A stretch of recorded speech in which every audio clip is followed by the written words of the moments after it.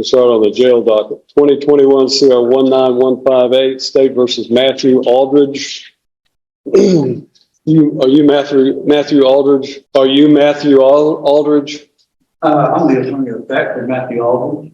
You were what? The attorney of fact. Attorney what? Fact. Attorney of fact. And what does that mean? His authorization to do legal representation. Are you a licensed attorney? No, I'm simply an attorney of fact. Okay. And does that mean you have a power of attorney? What is your name? What is your name? My name? Yes, sir. I don't have. You don't have a name? Pardon? I'm the attorney of fact for the respondent error. Well, let me explain to you. Only an attorney at law can stand in court and represent a criminal defendant. And to do so otherwise violates the criminal law statutes of the state of Tennessee and could land someone who attempts to represent themselves as an attorney at law in serious trouble. I understand what you're saying. I understand you're saying an attorney in fact. And what I want you to understand is that if you have a power of attorney, then you need to demonstrate that power of attorney. Do you have a legal document called a power of attorney?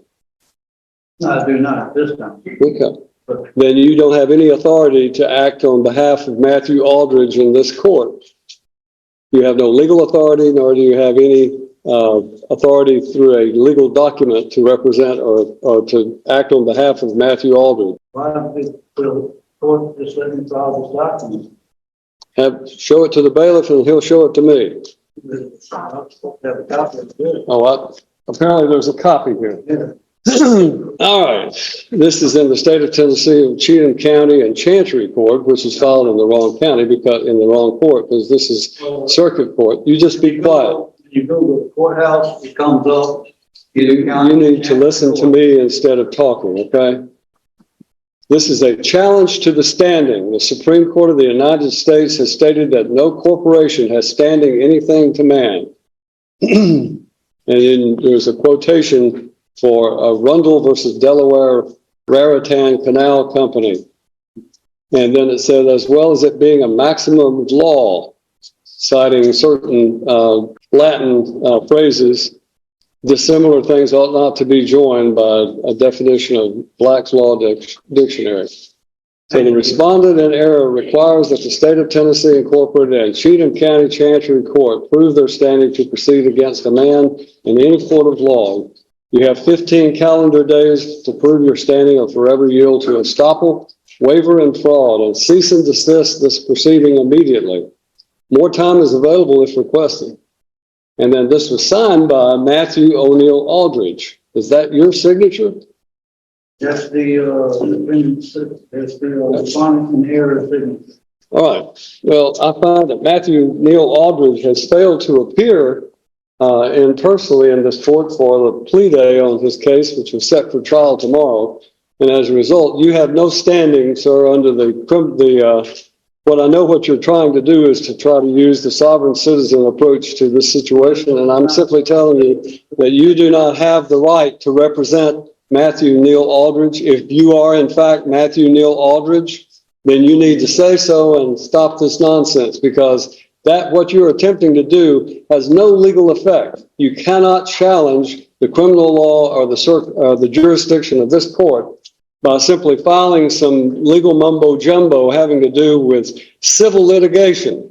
That has civil litigation in it. It is not a criminal case that you have cited. So it has no effect on this court regarding the criminal statutes of this court. This court is empowered under the Constitution of the United States of America and the Constitution of the state of Tennessee and by the duly elected citizens of Cheatham County to empower and enforce the laws of the state of Tennessee. And that is what I'm going to do regarding Matthew Lynn Aldridge. Mr. Aldridge is set for today to appear in court personally on what we call our last plea day before his trial date tomorrow. Question. Is that an Article 3 trial? To what?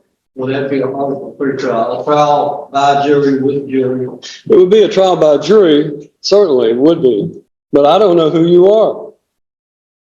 And I don't think you have any authority if you are not Matthew Lynn Aldridge to appear before this court. And you're wasting valuable time to all of these other citizens who are here today. So when I'm talking, you stop talking. Now, you report time by doing this, and I'm just simply instructing you that if you are, in fact, Matthew Lynn Aldridge, then this is your last day to settle your case. The trial date is set for tomorrow, and unfortunately, it will not go forward because of the fact that I have a conflict and I have to be in Stewart County on a civil matter. So we're going to assign a new trial date for Matthew Lynn Aldridge. Now, is there a possible if you put a notice up there for tonight, if we don't need you tomorrow, but we need you on February. General, we're going to need to set a trial date in July. I'm sorry. July 15th. July 15th. But to Matthew Aldridge, and the individual must not be uttered. Then we will set a July 15th trial date for Mr. Aldridge. Whatever this document is that you have filed is in fact invalid because it does not cite any valid criminal statute, and therefore deny whatever that might be in the way of a motion. The trial date will be July 15th. The last day for Mr. Aldridge to enter a plea or go to trial will be July the 8th. July the 8th. Now, we're going to give you a card.